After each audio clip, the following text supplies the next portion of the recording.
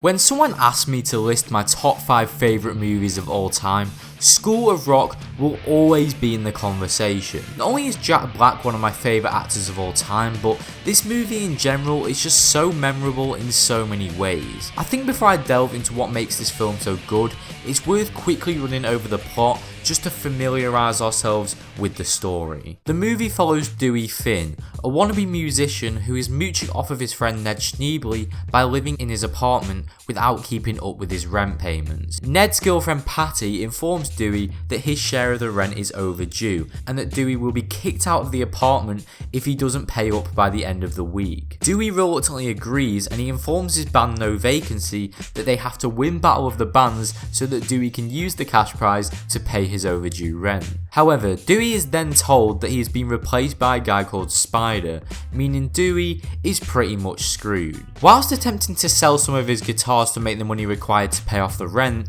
Dewey receives a phone call from the principal of Horace Green Prep School, who wants Ned to fill in as a substitute teacher. Dewey sees this as a great opportunity to make the money he needs, so he proceeds to impersonate Ned and take up the job himself. Whilst originally planning to let his class just have recess all the time, Dewey overhears the students in music class and realises that they have some musical talent. Because of this, he decides to create a rock band within the class, with the idea of this band then entering and winning Battle of the Bands. Zach is cast as the guitarist, Freddie on the drums, Lawrence on the keyboard, Katie on the bass, and of course Dewey himself on guitar and vocals. Over the next few weeks, Dewey teaches the band everything he knows about rock, and the band prepare to play in Battle of the Bands. However, Dewey is eventually found out due to Ned's girlfriend Patty informing the police about Dewey after a check written to Ned was sent to Ned's apartment. However, the kids still want to perform at Battle of the Bands, so they go and pick up Dewey in a school bus and sneak off to the competition. They perform a song written by Zach, and despite not winning,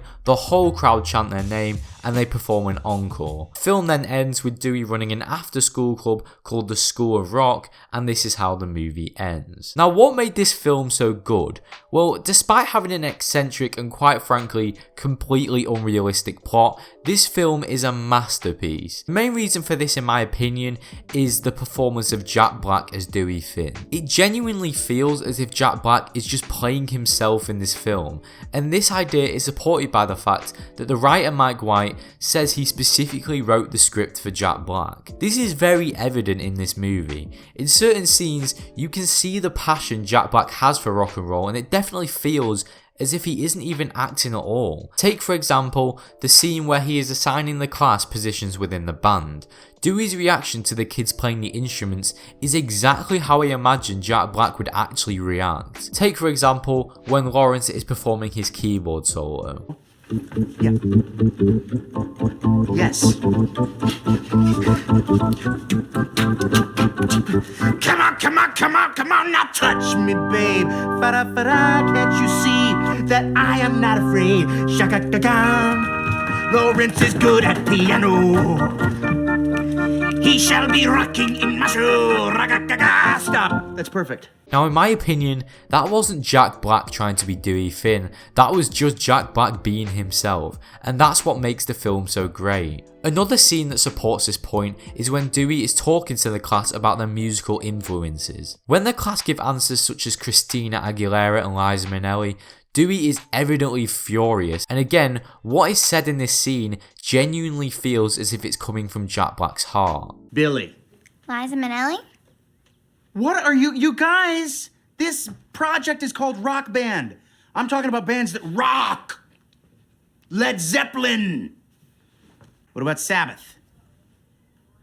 AC/DC. Motorhead. Oh, what are they teaching this place? Overall, Jack Black's performance in this movie makes it what it is. Even Jack Black himself has said all these years later that School of Rock is the film that he's most proud of, and that he feels as if the film was meant for him. And it's definitely like the movie I'm most proud of. That's the one that really, I felt like all the planets aligned. And when we did the first read through with the whole cast, it was just like, it's just lightning in a bottle. That's the only time I've felt that I was like meant to do something. However, let's not let the performance of Jack Black get all the credit, because the kids in the film can act as well. Performances such as Miranda Cosgrove as Summer, Robert Sy as Lawrence, and Kevin Clark as Freddy were all exceptional, and their chemistry on screen with Jack Black contributes significantly to the quality of the film. Their performances, mixed in with the hilarious script writing, is a recipe for success, giving us some absolutely classic moments. You're a fat loser and you have body odor. All right. All right. Now, unfortunately, if we learned anything about classic TV shows and movies over the past 10 years, it's that there will always be a pathetic attempt at a remake. For example, we have the UK In-Betweeners, which got absolutely butchered in the American remake. So naturally, what happened with School of Rock? Well, we got a shitty Nickelodeon remake. Guys, we just won the substitute teacher lottery. Now, I know that before this Nickelodeon remake was released, School of Rock had been adapted into a Broadway musical, but I had no problem with that. In fact, I actually went to see it a few years back, and it was very good. The humour was still there, the passion for rock was still there, and whoever played Dewey Finn did a very good job, which is hard to do when you're competing against Jack Black. However, the Nickelodeon remake fails in every single one of these categories. It is absolute tosh. I was about 2 minutes into the first episode and I already wanted to turn it off because of the absolutely headache-inducing laugh track that played genuinely after every sentence was said. I built this rocket in record time too, 8 months. It's not a fast sport. Even lines that did not even have 1 ounce of humour received a laugh track. Can't you just say he's cute, like a normal person? He's cute. Are you happy? Aside from the awful laugh track, this show sucks in almost every way imaginable. Firstly, you've got the character of Dewey, except he goes by Mr. Finn in this version. Whilst Tony Cavallero's acting isn't the worst in this show, his portrayal of Dewey is absolutely levels behind that of Jack Black. That is not just down to his acting, it's down to the writers as well, because they wrote this character awfully. The most annoying thing about this version of Dewey, in my opinion, is that his passion for rock is almost non-existent, which doesn't bode well considering, that's supposed to be the whole point of the show. As we've seen in the original movie, Dewey is absolutely horrified when the kids name people like Christina Aguilera as their musical idols. The Nickelodeon Dewey, however, doesn't care at all. It's an angry breakup song. Oh, so like a Taylor Swift song. Okay, sure. This leads me into my next point, which is that in the Nickelodeon version, the School of Rock literally don't play rock music. They play music that the original Dewey Finn would have hated.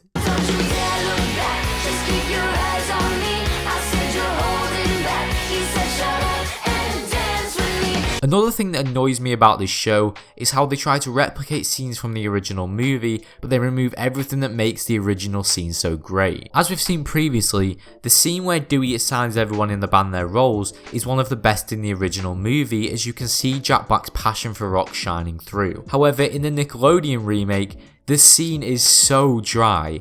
Everything that made the scene funny in the original is completely gone. Dewey's passion for rock, the funny one-liners, literally everything. Just look how dry it is in comparison.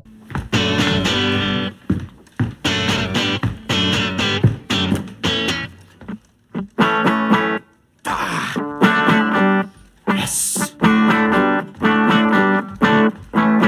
Hit me with some Beethoven.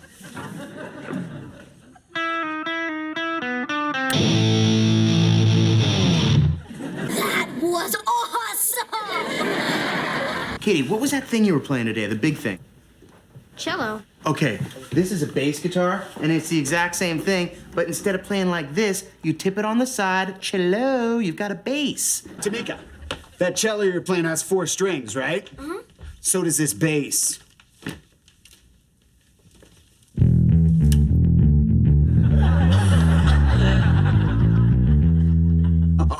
However, this show doesn't just fail at replicating the humour that made the original scene so great, it fails at actually having any humour at all. According to the writers of the Nickelodeon version, what is funny is just having the cast members say, "That was awesome," every 5 seconds. That sounds awesome.